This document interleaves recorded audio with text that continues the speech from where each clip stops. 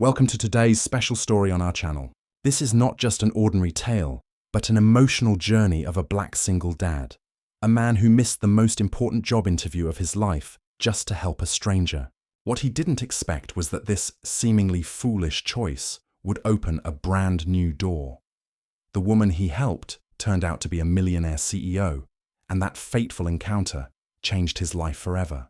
Across 8 chapters filled with twists, challenges, and heartfelt moments, you'll witness drama, struggle, and even sweet surprises that will keep you hooked until the very end. Stay tuned to see how this black single dad overcame loss, reached success, and found love in the most unexpected place. And if you enjoy inspiring and dramatic stories like this one, don't forget to subscribe to the channel so you never miss another moving journey. Trust me, this video will make you tear up, cheer with satisfaction, and stay with you long after the final moment. That morning, the sky above the city was covered with a thin grey mist, as if testing the patience of the people rushing to work. In a small apartment on the 3rd floor of an old building, Marcus, a black single dad, was frantically getting ready for what could be the most important day of his life. He put on a crisp white shirt he had ironed the night before, tightening a blue tie that his 8-year-old son, Jamal, once called the lucky tie. Marcus stared into the mirror and took a deep breath. Today's interview could change everything. A mid-level management role at a big finance company. Not CEO, not millionaire, but enough to give Jamal a future where they wouldn't have to count every penny at the grocery store. Jamal, sitting on the worn-out couch with his backpack, looked at his father with both admiration and worry. "Dad, are you sure they'll hire you?" the boy asked, his voice innocent but heavy with hope. Marcus smiled, ruffling his son's hair. "As long as I do my best, the rest is up to fate." After dropping Jamal at school, Marcus caught a bus to downtown. His heart pounded, his palms sweaty. In his head, he rehearsed interview questions like a broken record. What are your strengths? Tell us about a failure you overcame. Even the roaring bus engine couldn't drown out his anxious thoughts. When the bus stopped at an intersection, Marcus stepped off and hurried along the crowded street. His watch read 9:20, only 10 minutes left. He couldn't afford to be late. But then, crash! A suitcase tumbled across the sidewalk as a middle-aged woman collapsed onto the ground. People glanced, frowned, and kept walking. Marcus froze. 2 voices battled inside him. One screamed, "Keep going! If you're late, your shot is gone forever." The other whispered, "What if that were your mother? Wouldn't you want someone to help?" His watch, 9:23. Marcus clenched his jaw and rushed over. He lifted the woman, gathered her scattered belongings, and asked, breathless, "Are you okay? Do you need an ambulance?" The woman, pale but smiling faintly, shook her head. I'll be fine. Just a little dizzy." He helped her onto a bench, slipped off his jacket to wrap around her shoulders. Time flew. 9:30. Marcus knew the interview was slipping away, but strangely he felt lighter, as if he had done the right thing. Sometimes, the right choice wasn't about personal gain. What Marcus didn't know was that this moment, this small act of kindness, was about to rewrite his entire destiny. Marcus sat beside the woman, his eyes glued to his watch. 9:35. The interview had surely started by now, and with a strict company like that, being almost 10 minutes late was as good as being disqualified. A wave of disappointment washed over him. It felt like his dream had slipped right through his fingers. The woman sighed softly, then looked at him with grateful eyes. "You didn't have to stop for me. Most people would have just walked away, pretending they didn't see."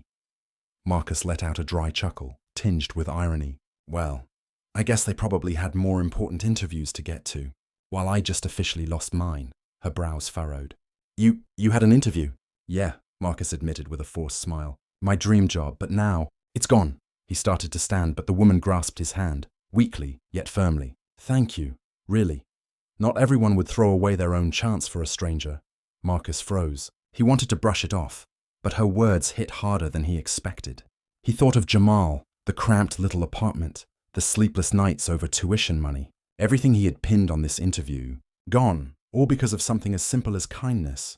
"Maybe," Marcus sighed, "maybe I was just foolish."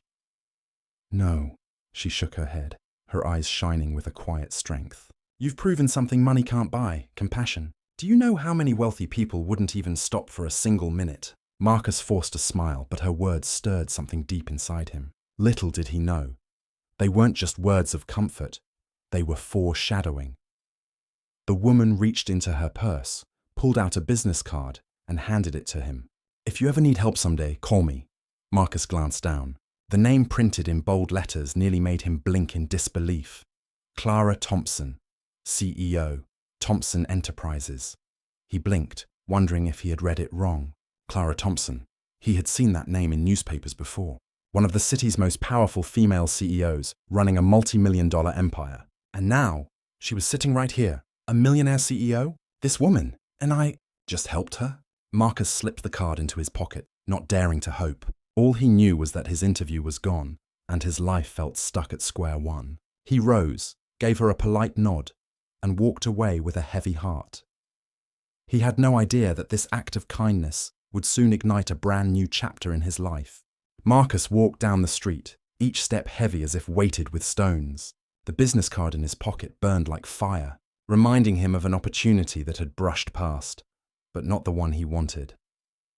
He stopped at a small coffee shop, warm light spilling out onto the sidewalk, the faint smell of pastries in the air. He needed to sit down, to breathe. Marcus ordered the cheapest black coffee on the menu. He sat there, chin in hand, staring out the window. People rushed to work, phones buzzing, cars honking. The whole world seemed to move forward, while he remained stuck, having just lost the biggest chance of his life. In his mind, Jamal's voice rang out with innocent laughter. "Dad, when will you be the boss? When will we get a house with a yard so I can play basketball?" Those simple questions cut deeper than any blade. Marcus pulled out his phone, opening his email to draft an apology for missing the interview. But his fingers froze. He knew he was just one candidate among hundreds. No one would remember him. No one would hand him a second chance. Almost absent-mindedly, he pulled out the card. Clara Thompson, bold against the sleek white background. Marcus chuckled bitterly. "A CEO, huh?" She was just being polite. Rich people always say, "Call me if you need anything," but they never actually pick up. Yet deep down, a small voice whispered, "But what if? This time, it's real." He tucked the card back into his pocket, finished his coffee, and stood. He wasn't about to chase dreams that weren't meant for men like him. A single dad drowning in debt, with nothing but a handful of worn shirts. But just as he stepped outside, a sleek black car pulled up to the curb. The window slid down, and a familiar voice called out, "Marcus, wait!" He froze, stunned. There she was, Clara, seated in the back of the car, her sharp eyes locking onto his. Beside her sat a neatly dressed assistant. "I think we should talk more," Clara said. Her voice now carried none of the weakness from earlier, but the commanding tone of a true leader. Marcus stood there in shock. In that instant, he couldn't decide whether to feel fear, hope, or both. Marcus froze, as if the entire bustling street had gone silent. He glanced around, half expecting he'd misheard. But no, the woman, Clara Thompson, was really calling his name. The luxury car door swung open. Her assistant gave a polite smile. "Mr. Marcus, please step inside." Marcus let out an awkward laugh. "Mister? You've got the wrong guy. I'm just a single dad. Nothing special about me." Clara leaned forward, her eyes sharp yet strangely warm. "No, I'm not mistaken. Special doesn't always mean successful. Special means doing the right thing, even when it costs you."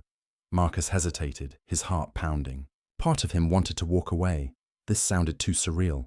But another part longed to believe this could be real. He stepped into the car, the door shut, sealing him away from the noise outside.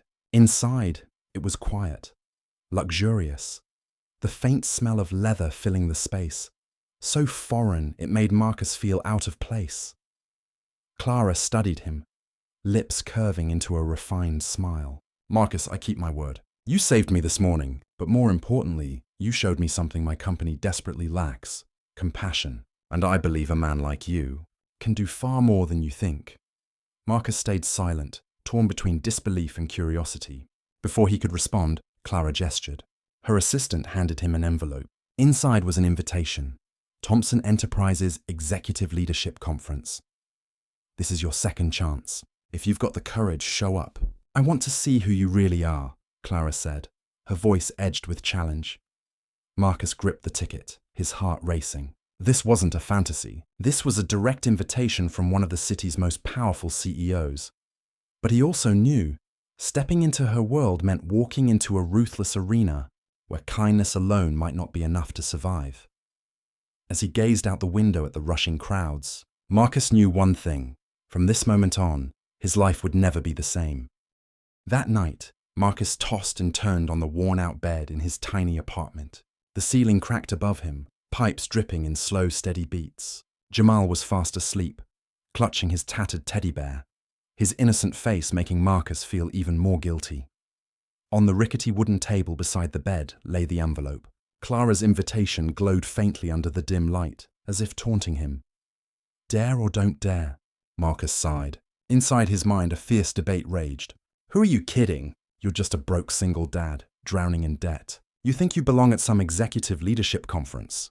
You'll just be the joke of the room, one voice sneered.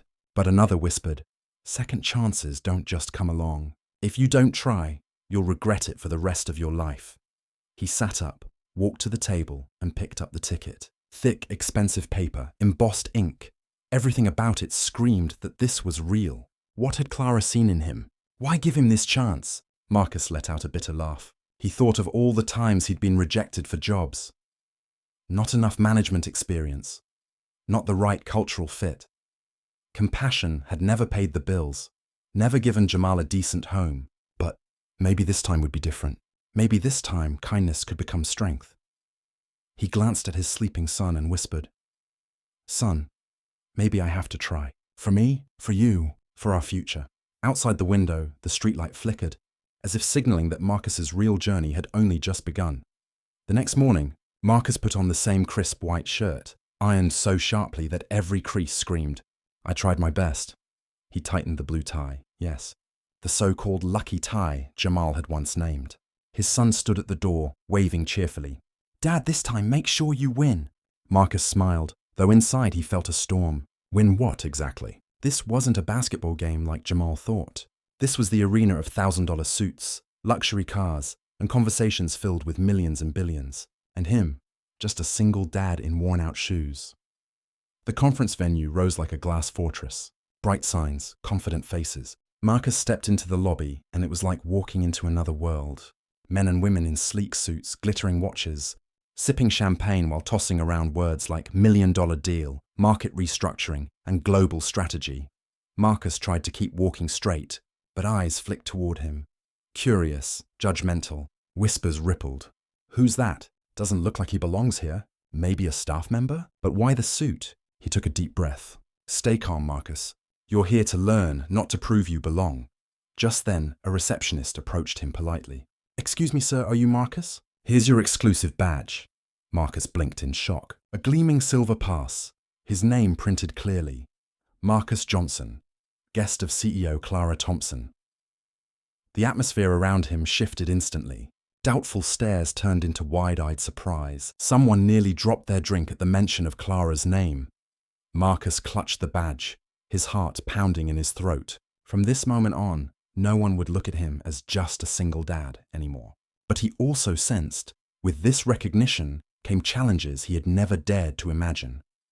Marcus stepped into the grand hall. Chandeliers sparkled like upside-down constellations, the murmur of conversations echoing across the lavish room. Velvet-covered chairs, tables stacked with wine and pastries.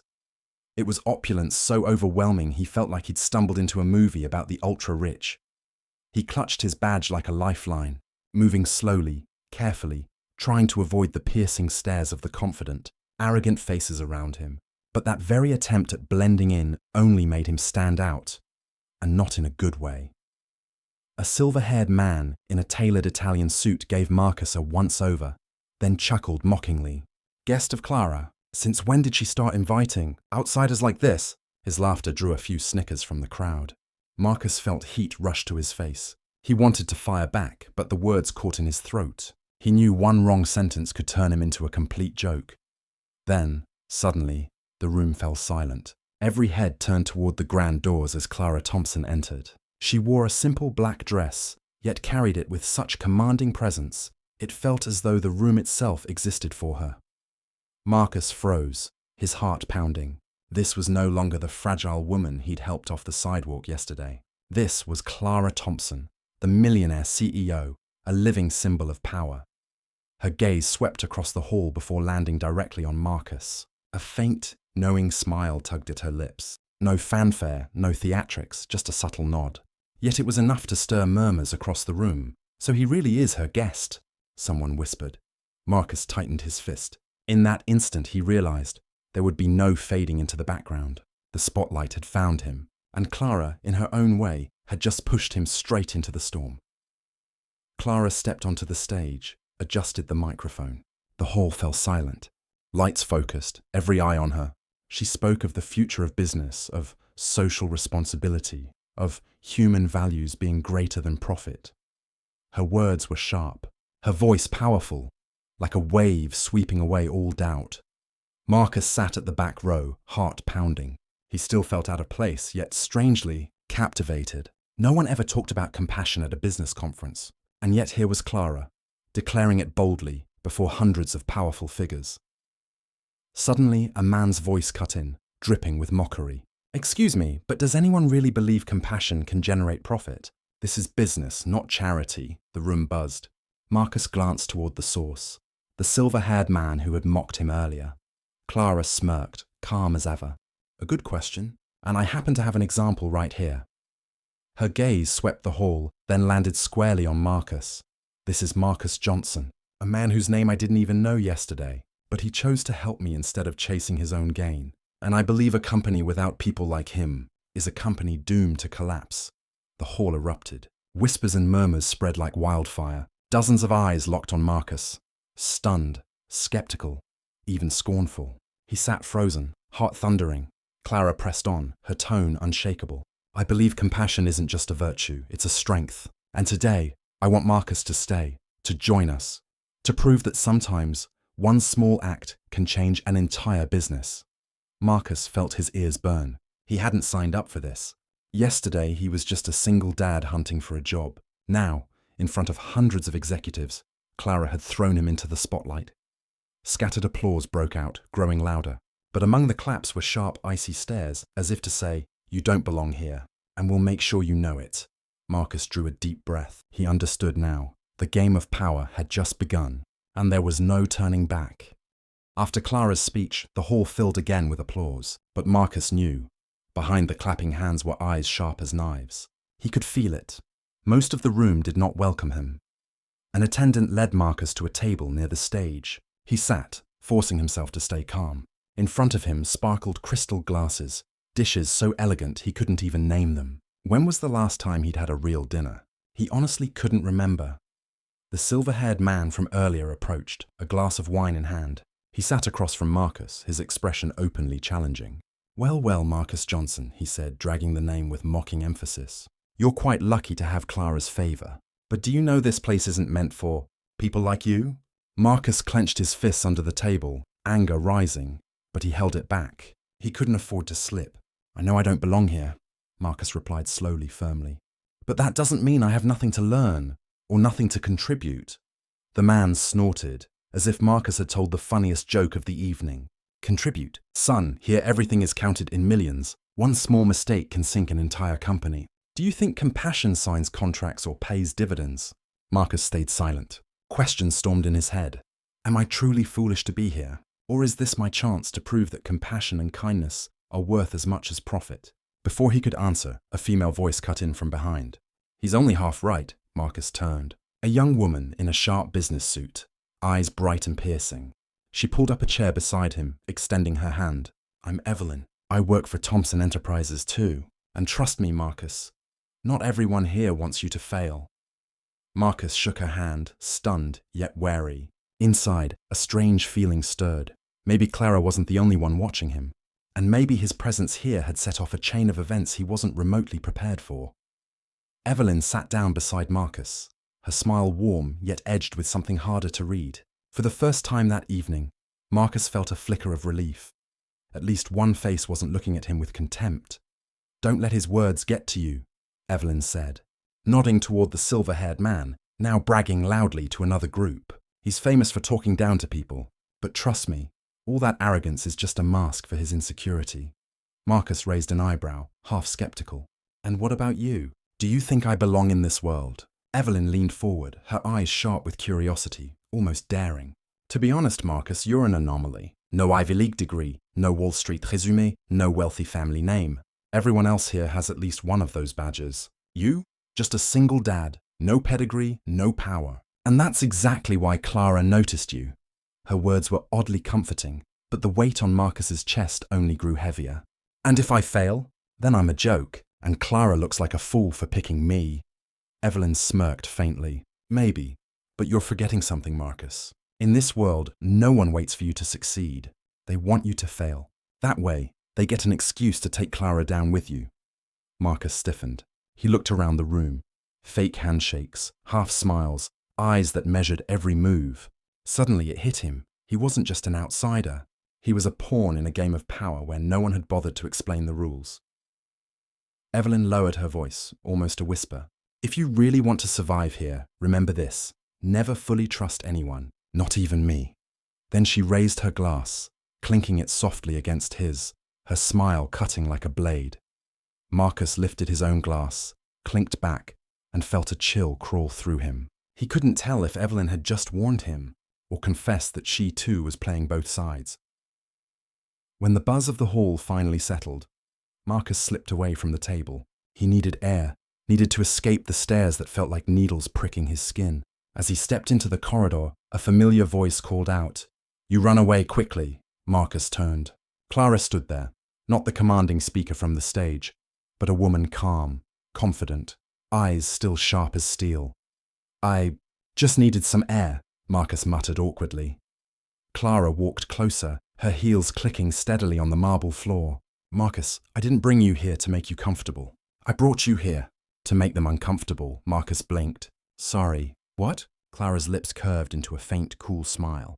"Don't you see? Just your presence in that room disrupted the order. Those people live in a world where everything is measured by money and power. You walked in as a reminder that compassion still exists, and that terrifies them." Marcus swallowed hard. He'd never imagined that helping a stranger on the street could become a weapon in a corporate war. "But I'm not a businessman. I can't even hold down a steady job. Why me?" Clara paused, locking eyes with him. "Exactly because you're not like them. I've seen hundreds, thousands of ambitious, talented people, but very few still carry kindness. When I met you, I knew. This was the moment to prove to them that kindness can also be power." Marcus stayed silent, heart pounding. He felt dragged into a game he'd never signed up for. Yet Clara's gaze, both intimidating and magnetic, kept him from walking away. "So, what do you want from me?" Marcus asked, his voice rough. Clara leaned closer, whispering as if afraid of being overheard. "I want you to stand with me, and I promise, Marcus, if you dare step into this game, you won't just find a job, you'll find an entirely new life." Marcus stood frozen. Her offer sounded as much like an opportunity as it did a sentence. Deep down, he knew. From this moment, there would be no turning back. Marcus barely had time to process Clara's words when the loudspeaker rang out. "Ladies and gentlemen, please return to your seats. We will now begin the group challenge." Clara placed a hand on his shoulder, her eyes gleaming with meaning. "This is where you prove you're more than just a passerby." Back in the hall, the host announced, "To make this session more engaging, we'll have a little exercise. Each group must present a solution to a simulated corporate crisis. And to keep things fair, we'll randomly select one special guest to participate." Marcus's stomach twisted. He had a bad feeling. Sure enough, the host smiled, pulling a card from the box. "The chosen guest is Marcus Johnson, guest of CEO Clara Thompson." The room erupted in murmurs. A few laughs slipped out openly. Marcus felt his feet grow heavy as he walked to the stage, the gaze of hundreds blazing down on him. The silver-haired man called out, making sure everyone heard. "Excellent. Now we'll get to hear how a single dad with zero financial background handles a corporate crisis. I can't wait to take notes." Laughter rippled through the crowd. Marcus clenched his fists, sweat beading on his forehead, heart racing. He knew this was the first real test. Fail here, and he'd be remembered as nothing but a joke. Worse, Clara would pay the price for choosing him. From the front row, Clara gave a subtle nod, as if to say, "Just be yourself." Marcus drew a deep breath, stepped up to the podium. His eyes swept the hall. They all expected him to stumble. But in that instant, Marcus thought of Jamal, of the struggles, of the reason he was standing here at all. He gripped the mic, his voice trembling but steady. If it's crisis we're talking about, then maybe I know more than most, because my entire life has been nothing but crisis. And maybe that's exactly why I have an answer worth hearing. The room fell silent, every eye locked on Marcus, waiting to see if he would make a fool of himself, or turn the entire game upside down.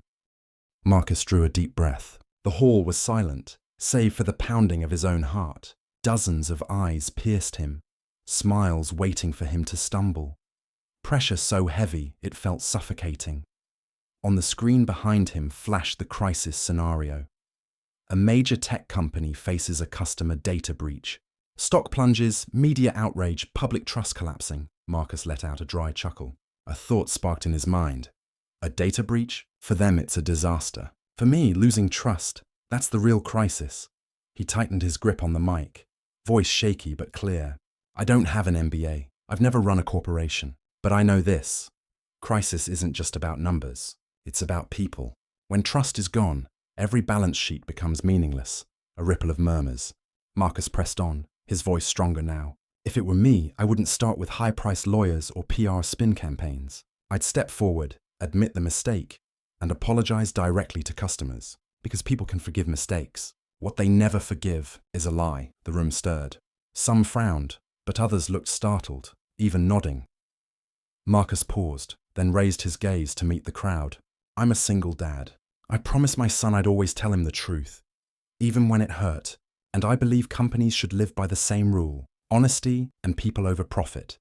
For a moment, silence. Then, unexpectedly, a smattering of applause broke out from one corner, scattered at first, then spreading wider.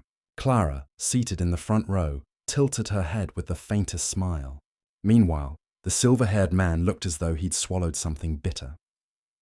Marcus set down the mic. He didn't know if he'd just won the room or made himself a fool, but at least he had spoken with all his heart. And for a fleeting moment, the entire hall had listened. The applause grew louder, but mixed within were frowns and skeptical stares. Some of the younger executives, perhaps part of the new generation, nodded with genuine interest. But the older, more powerful figures, like the silver-haired man, sat with arms crossed, lips tight, eyes drilling holes into Marcus. The host forced a polite smile, trying to smooth the tension. An interesting perspective. Thank you, Mr. Marcus Johnson. But then, a voice cut sharp from the middle rows, cold and challenging. Talk is easy. But if you were actually the CEO, would you really let your stock price collapse just for the sake of an apology? The hall stirred. Marcus turned to see a woman in a crimson suit, sharp and commanding. Madeline Carter, one of the city's most notorious investors. He drew a deep breath. He knew this wasn't just a question. It was a public test. Answer wrong, and all the respect he'd just gained would vanish. Marcus gripped the mic, locking eyes with her. I'm not naive enough to think an apology will magically fix the stock overnight. But I believe if you rebuild trust with customers, profits and market value will follow. If all you do is hide, you might prop up your stock for a day. But you'll lose the company for a lifetime. Silence gripped the room for a moment. Then, unexpectedly, applause broke out. From Evelyn, the young woman Marcus had met earlier. She stood, clapping firmly, her eyes shining with encouragement. A few others followed. But the silver-haired man's group remained still, smirking dismissively. Clara, seated in the front row, let her gaze sweep the dissenters. She said nothing, but her sharp eyes alone silenced more than a few whispers. Marcus stood there, sweat soaking his shirt. He felt it clearly. The road ahead was anything but smooth. Some wanted him to succeed. Others waited for him to fall. And the power game Clara had dragged him into had only just begun. After the group session, the air in the hall was still thick. A few people came to shake Marcus's hand, tossing out polite congratulations. But most only watched him, their eyes sharp with suspicion. To Marcus, every handshake felt like a velvet-gloved trap, sweet on the outside, blades within. As the crowd thinned, Evelyn appeared beside him, her smile fleeting and enigmatic. You did well, Marcus. Nobody expected a single dad to hold his ground on stage. You surprised quite a few people. Marcus exhaled, his voice rough. Surprising them doesn't mean they'll accept me. Evelyn tilted her head, eyes bright yet unreadable. True, around here, acceptance doesn't come from truth. It comes from benefit. If you don't bring value, you'll always be an outsider. Marcus studied her face, trying to read whether her smile was encouragement or mockery. And you? Whose side are you on? Evelyn chuckled softly, sipping her wine. Marcus, I'm not on anyone's side. I'm on the side of opportunity. And sometimes, opportunity comes from the least expected people. Like you. Marcus fell silent. Her words felt like both a warning and an invitation. He couldn't tell whether to be grateful or afraid. Before he could press further, Evelyn touched his arm lightly, lowering her voice. One piece of advice. Clara isn't the only one watching you, and not everyone wants you to succeed. With that, she withdrew her hand, leaving behind a mysterious smile before slipping back into the crowd. Marcus stood frozen, heart pounding. Questions screamed in his mind. Was Evelyn a friend or a foe? And who else was she warning me about? One thing was certain, this game was deeper than he imagined, and he was fast becoming a pawn pulled by too many hands at once. Marcus stood frozen in the corridor after Evelyn left. The elegant music from the hall drifted outward, but inside his head there was only chaos. Her final words cut deep. Not everyone wants you to succeed. Just then, his phone buzzed. Marcus frowned. Hardly anyone ever called him at this hour. An unknown number lit the screen. He answered. A rough male voice snarled. No greeting, no pause. Watch yourself, Marcus Johnson. You think Clara chose you for your kindness? No, you're just a tool, and tools can be thrown away any time. Marcus froze. Before he could respond, the line went dead, leaving only the cold, flat beeping. He glanced around, heart racing. The corridor stretched long, the yellow lights dim, shadows pressing in. Nobody there. Yet Marcus felt the weight of unseen eyes watching. When he returned to the hall, a shocking sight awaited him. On the giant screen, footage from yesterday's street camera played. The moment he helped Clara to her feet, the host's voice rang out cheerfully. Ladies and gentlemen, our special guest who has become the highlight of tonight's conference, Marcus Johnson. The room erupted in murmurs.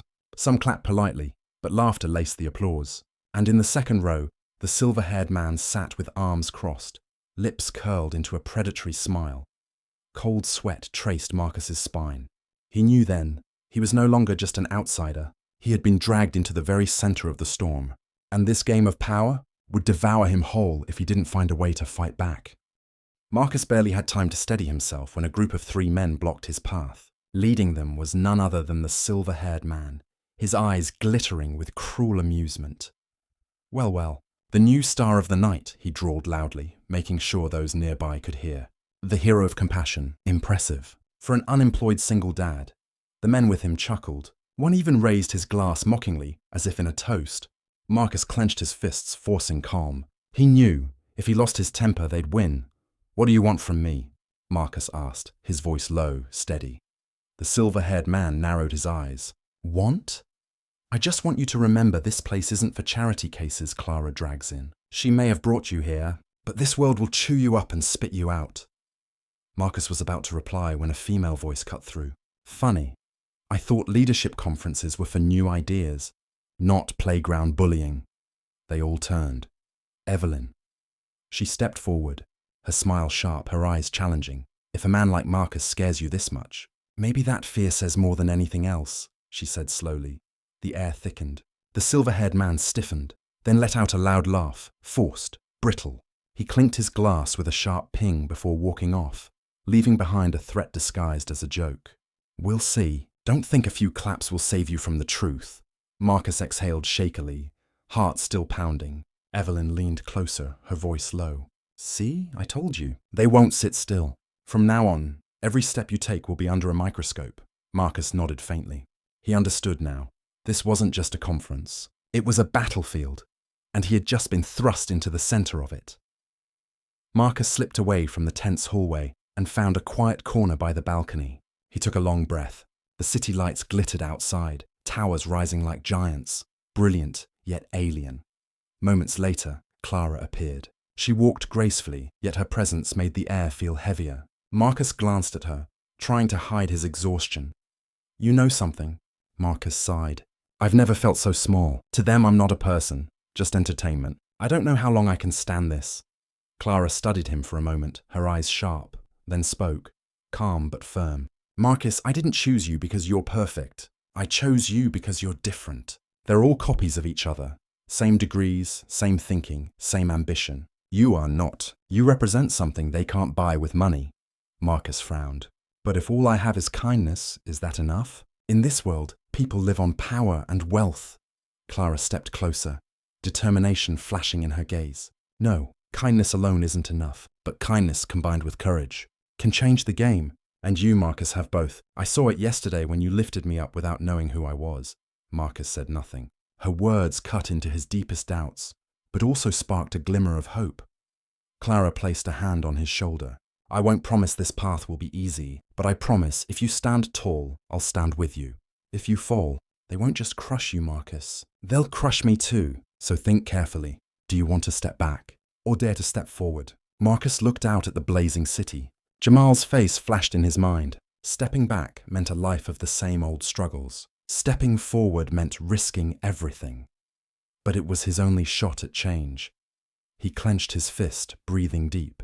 Inside him, a decision was beginning to take shape.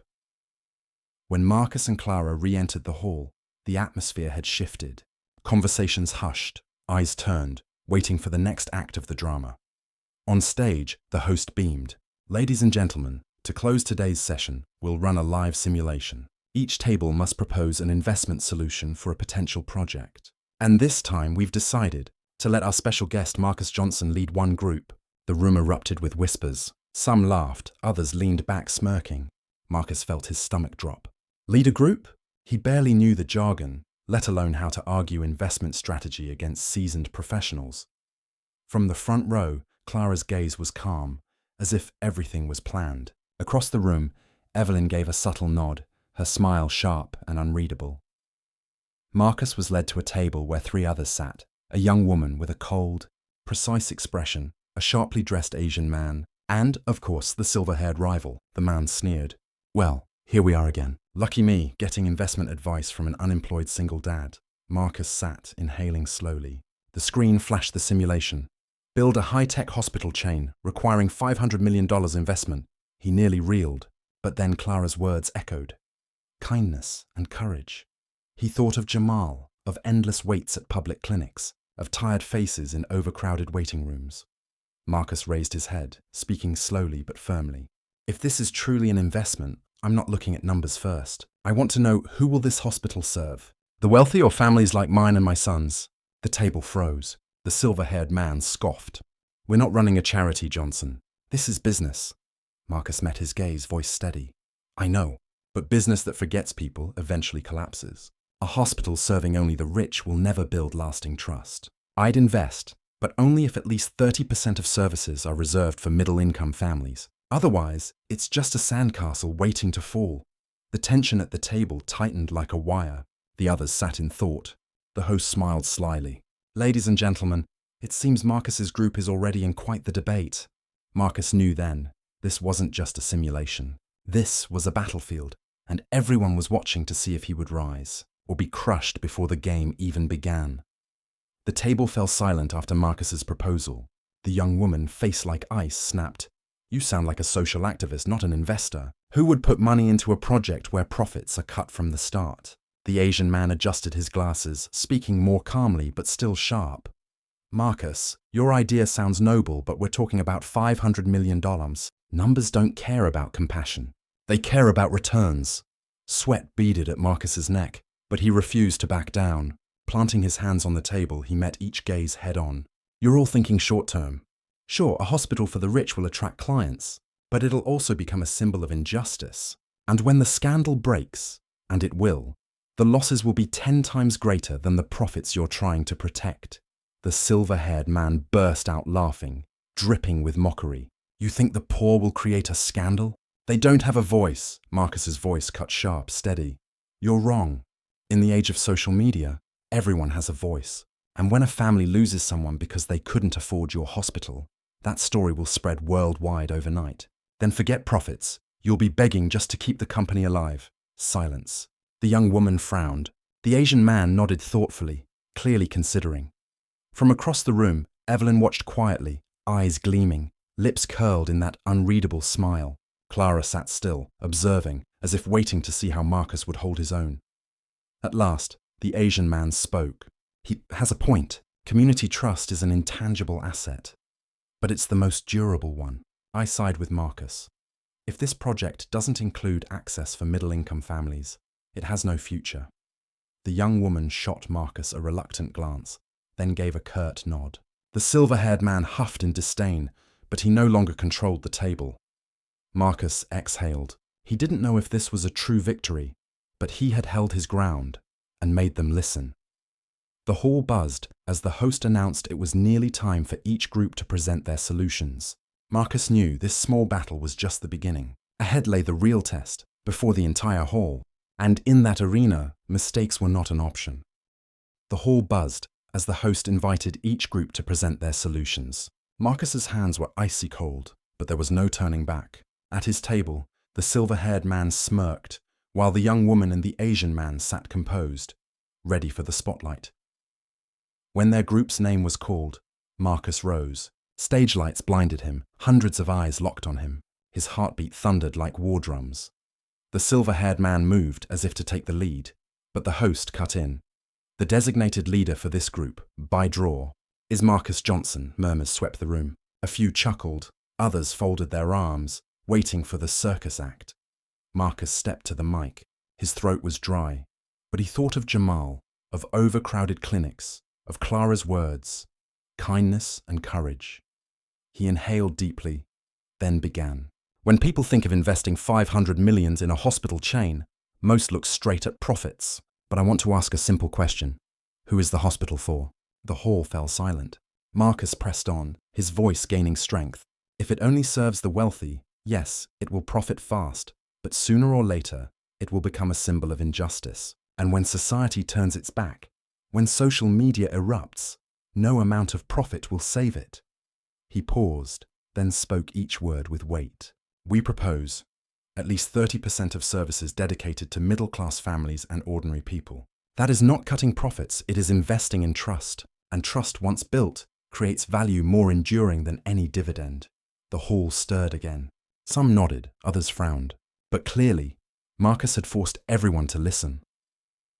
From the front row, Clara's faint smile glimmered, while Evelyn, seated further back, watched with eyes alight, amused or impressed. The silver-haired man sat with arms crossed, face reddening with fury. The host nodded. A bold perspective. Now let's see how the judges and the hall respond. Marcus stood, chest heaving. He didn't know if he had just planted hope or lit the fuse to a far bigger war. The moment Marcus finished, the hall erupted. Whispers, headshakes, and applause clashed like a storm. A man from the middle rows shot up, his voice sharp. Your words sound noble, but we're not running a charity. You don't just throw $500 million away chasing vague trust. Applause echoed from parts of the audience. But then, a young professional woman rose and countered. I agree with Marcus. We live in the age of social media. A brand doesn't just sell services, it sells image. And nothing is more powerful than the image of a hospital that cares for ordinary families. Cheers and clapping surged, drowning out the jeers. The silver-haired man snarled, leaping to his feet. Ridiculous! The world runs on profit, not compassion. Follow this man's logic and we'll be bankrupt before we ever see returns. Marcus gripped the mic, his voice cutting clean through the noise. If all you chase is profit while forgetting people, that is bankruptcy. A company can survive a bad quarter, but it dies the moment it loses customer trust. The hall fell silent for a heartbeat. No one expected an outsider to strike back so directly. From the back, Evelyn began clapping. Others joined, until a whole corner of the hall was on its feet applauding Marcus. Across the room, however, the silver-haired man's faction sat frozen, faces hard. Madeline Carter, the woman in the red suit, simply smiled faintly, eyes glinting with calculation. Clara remained seated, lips curved in an unreadable smile. She didn't need to speak because she knew. Marcus had just entered the real game. And from now on, no one would ever dismiss him as just an unemployed single dad again. After the presentations ended, the hall still buzzed like fire. People whispered, argued, and glanced at Marcus as though he had transformed from an outsider into a real player on the board. As he stepped off the stage, an attendant guided him into the VIP area. Before he could process, a poised, elegant woman approached. None other than Madeline Carter, the investor in red who had challenged him earlier. She extended her hand, her smile sharp but calculated. Marcus Johnson, you just shook the entire hall. I like that. Marcus shook her hand, wary. What are you trying to say?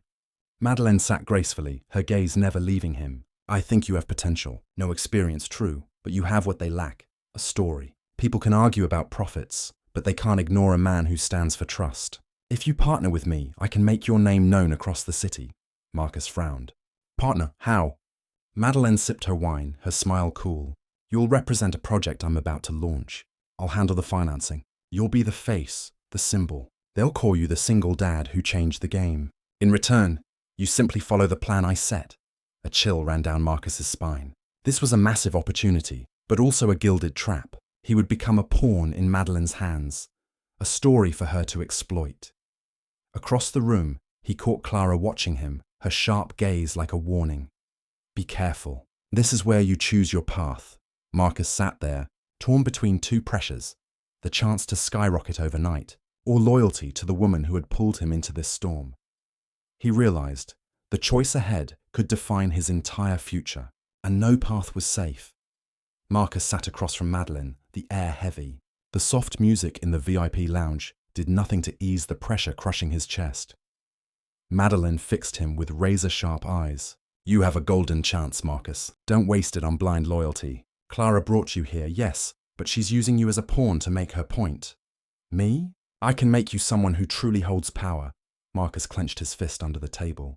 Her words struck at the fears he didn't dare voice. Was Clara just using me too? Am I walking into a war that was never mine? He glanced toward the far end of the room, where Clara still sat, quietly watching.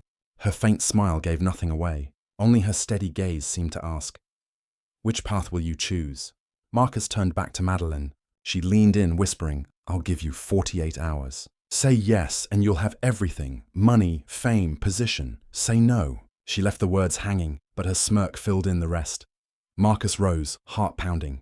He said nothing, not because he didn't want to, but because he knew any word now would be twisted against him.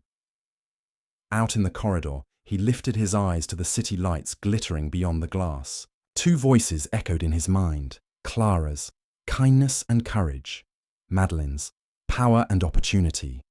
He understood. This chapter had ended, but the next would demand a choice, and that choice would decide whether he became a symbol of hope, or just another pawn painted gold, then discarded. That night, Marcus returned to his small apartment close to midnight.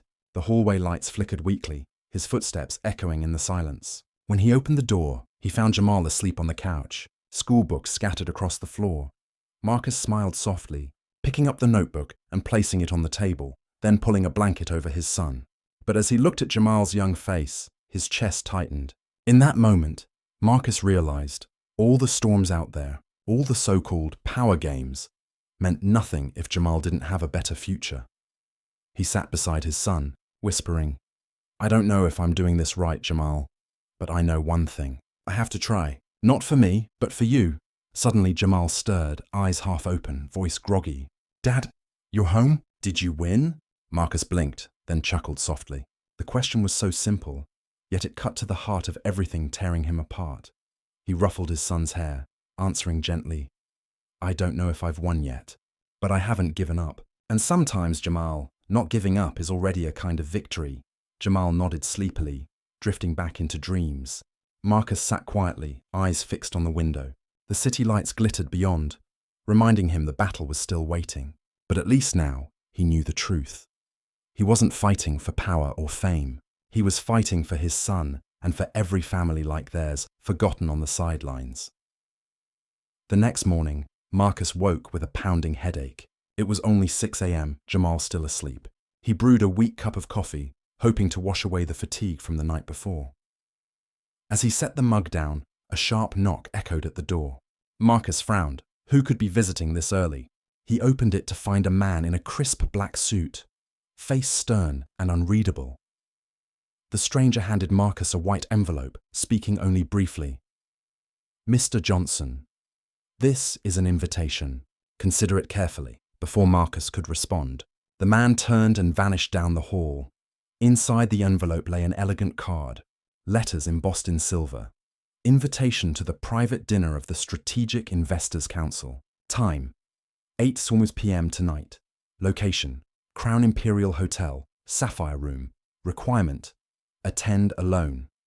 At the bottom, a handwritten line read, "True opportunities come only once." Don't let this one pass. Marcus gripped the card, heart racing. He had never heard of the Strategic Investors Council, but the name alone told him this was no ordinary gathering. He glanced at Jamal sleeping soundly, then recalled Clara's warning eyes, Madeline's sly smile. This invitation, was it the chance of a lifetime, or just another trap? Exhaling heavily, Marcus felt as though every step he took was on a thin wire stretched over a bottomless abyss. And tonight, he would have to decide whether to take the next step forward. Marcus held the invitation all morning, staring at it, setting it down, then picking it up again, as if the words might rearrange themselves. His mind churned. Was this the doorway into true high society, or just another trap waiting to spring? Jamal woke up, rubbing his eyes, spotting his father frozen at the kitchen table. "Dad, why are you staring at that paper so much?" Marcus forced a weak smile, ruffling his son's hair. "Just an invitation. To a dinner tonight." Jamal tilted his head, curiosity bright in his eyes. "Are you going?" Marcus stayed silent. The question was simple, yet it cut deep. If he went, he'd be stepping into danger. If he didn't, he might miss the one chance to change their lives. That afternoon, Marcus searched through his closet. Only a few old shirts and one worn suit. The same one he'd worn to job interviews. The same suit from yesterday's conference. He adjusted the collar in the mirror, then let out a dry laugh. A suit borrowed from the past. Is it really enough to face the future? Before leaving, he knelt and hugged Jamal tightly. "I have to go, son. But remember this. Whatever happens, the only reason I'm doing this is for you." Jamal squeezed him back, whispering softly, "I believe in you, Dad." Marcus stepped out into the night, wind rushing against him. The invitation in his pocket burned like fire, warming him, but threatening to consume him too. Tonight would be a turning point, and only one question echoed in his mind. Who's really waiting in that Sapphire Room? An ally or a predator? The Crown Imperial Hotel blazed like a palace in the heart of the city. Luxury cars lined up at the entrance, men in suits and women in evening gowns stepping out with effortless authority. Marcus stood before the glass revolving doors, feeling like he'd stumbled into another world. He took a deep breath and handed his invitation to the receptionist. The clerk's eyes flicked over his worn suit and scuffed shoes, but when they spotted the silver seal on the card, the look shifted into a polite smile. "Welcome, Mr. Johnson. Sapphire Room, 20th floor." Marcus rode the elevator, palms slick with sweat.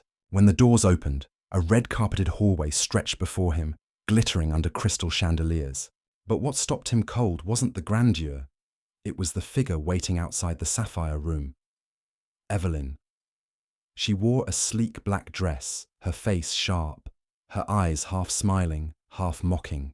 "Didn't expect you'd get an invite too," she said lightly, though her tone carried weight. "Looks like Marcus Johnson isn't just the single dad who happened to save a CEO. You're becoming a piece everyone wants on the board." Marcus blinked. "You got invited too?" Evelyn shrugged, a spark of mischief in her gaze. "Not just me. You'll be surprised by who else is inside. Remember what I told you. In here, never fully trust anyone." She pushed the Sapphire Room door open. Laughter and golden light spilled out. Marcus drew a long breath. He knew tonight would be more than a dinner. It would be a chess match, and every move could change his fate forever. Marcus stepped into the Sapphire Room, bathed in golden light. The vast space held a long table draped in white linen, crystal glasses glittering under chandeliers. Laughter and chatter filled the air, but as Marcus entered, the room seemed to pause. He instantly recognized faces. Madeline Carter sat at the head of the table, regal, commanding. The silver-haired man leaned back with folded arms, eyes gleaming with smug delight at Marcus's arrival. And in one corner sat Clara, calm, silent, her gaze cool yet proud. Marcus's chest tightened. This wasn't a dinner. It was an arena, and everyone here had come to hunt. Madeleine smiled, her voice carrying. "Ah, the man of the hour. Please, Marcus, take a seat. Tonight we discuss the future." The silver-haired man let out a mocking laugh. "The future of an unemployed single dad? Now that, I truly can't wait to hear." A ripple of snickers followed, but Clara said nothing, just gave Marcus a subtle nod, as if to lend him strength. Evelyn, seated nearby, studied him intently, her expression unreadable. Ally or spectator, waiting for him to stumble. Marcus drew a deep breath and slid into the empty chair at the center. The light cast across his face. The room itself felt like a chessboard, and he knew. Every word he spoke tonight, every move he made, could turn into a blade against him. The clinking of silverware echoed as lavish dishes were served, but no one cared for the food. The air in the room was thick, heavy, as though everyone awaited the opening act of a play. Madeline raised her glass, her smile radiating power. We're here for one reason, to decide who deserves to control the investments ahead. And I believe Marcus Johnson should tell us who he intends to stand with. Every gaze swung toward Marcus. He felt their weight pressing down on his spine. The silver-haired man chuckled, voice dripping with mockery. An outsider, never run a company yet sits at this table. Without Clara's charity, he'd still be nobody. Marcus clenched his fist, ready to speak, but Clara cut in, calm and steady. If Marcus is lucky, then I wonder, how many of us here have not relied on luck at least once? The difference is this. Marcus dares to turn luck into an opportunity for real change. Silence rippled. Evelyn's lips curled in a faint smile, as though savouring the drama. Madeline set her glass down, eyes locking on Marcus. Enough. I want a clear answer. Will you side with me, the one with power, capital, and the means to raise you higher than Clara ever could? Or will you keep following a woman clinging to ideals, but with no real strength left in this market? The room seemed to hold its breath. Marcus's heart hammered, sweat dampening his palms. A simple choice on the surface, but in truth, a crossroad of destiny. He glanced at Clara, still, steady, her eyes unwavering, neither pleading nor forcing, as if to say, choose for yourself. Then at Madeline, her cold smile, her sharp eyes, promising everything yet hiding a terrible cost. Marcus drew in a deep breath. He knew. Whatever words he spoke next could alter his life forever. The sapphire room froze in silence. Everyone waited. Marcus felt his heartbeat sync with the ticking clock on the wall, each second cutting into his chest. He rose, his voice low but steady. Mrs. Carter asked who I'd choose, but the real question is, what will I choose? Murmurs swept the room. Madeline's eyes narrowed. The silver-haired man laughed with disdain. Clara remained quiet, her gaze unwavering. Marcus pressed on, his voice firmer. I choose no person. I choose principle. I choose to stand with those who believe business isn't just about profit, but about creating real value. Whoever at this table shares that principle is my ally. Whoever doesn't, I'll walk alone. The room erupted. Some laughed mockingly, but others stared, startled, even impressed. Evelyn chuckled softly, raising her glass in sly approval. Madeline's jaw tightened, her voice icy. You think you're clever. By not choosing me, you've cut yourself off from the only ladder worth climbing. Marcus met her gaze squarely. Better no ladder at all, than one that leads straight into the abyss. A dead silence lingered, until Clara began clapping, slow, deliberate, echoing through the room. Others joined in, bit by bit. In moments, the dinner split sharply, half furious, half applauding. Marcus sat back down, trembling inside but his eyes alight. He knew this choice might make the road ahead 100 times harder, but at least it was a road he had chosen himself. As the applause faded, the sapphire room split into two clear sides. Madeleine sat frozen, her cold smile gone. She set her glass down with a sharp clink that rang like a verdict. Fine, Marcus. You want your own path? Walk it. But remember this. The world doesn't open doors for those who reject it. The silver-haired man sneered. He'll vanish from the board within months. Just wait. Marcus said nothing. His gaze stayed forward, as if embracing whatever storm awaited. Clara rose, her voice calm, yet carrying through the hall. On the contrary, the world always needs those who refuse to bow. Marcus has proven this. Courage and integrity can stand equal to money and power. And that is why I'll place my bet on him. Silence spread. Then, unexpectedly, a few younger investors at the far end nodded. One spoke aloud. I'm in too. It's time for a new way of doing things. Madeline's eyes narrowed, but she couldn't stop it. In that instant, the balance shifted. Not fully to Marcus, but enough to mark his transformation from outsider to someone with a voice. When the dinner ended, Marcus left the hotel with heavy steps, but eyes burning bright. He knew the coming days would be brutal, even harsher than before, but he had chosen his path, a path Jamal could be proud of. Out in the cool night air, Marcus lifted his gaze to the city sky. A silent promise stirred within him. Son, from today on, we won't just live to survive. We'll live to make change.